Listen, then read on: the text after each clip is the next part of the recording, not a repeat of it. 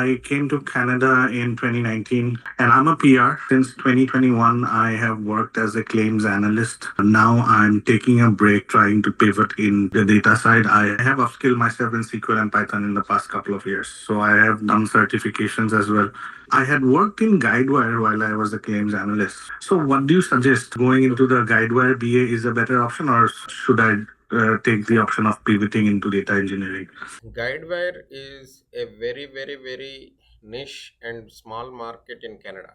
And on top of that, you wanted to target Guideware BA, which even Yeah. decreases the market size to 10%. If you are confined yourself to only Guidewire BA, then the total number of jobs in Canada are not even 50. So I suggest not to go for it. If you Yeah. have past experience, yes, you will be immediately absorbed into the market. But if you Right. don't have past experience, then I suggest not to go for it. You said you have learned SQL and Python. I mean, how Right. much of Python can you handle? Can you do, or can you learn advanced Python? Yes, yes. For the next 6 months, I will be willing to give my all and upskill myself. Okay. So there are two So, pathways you can take.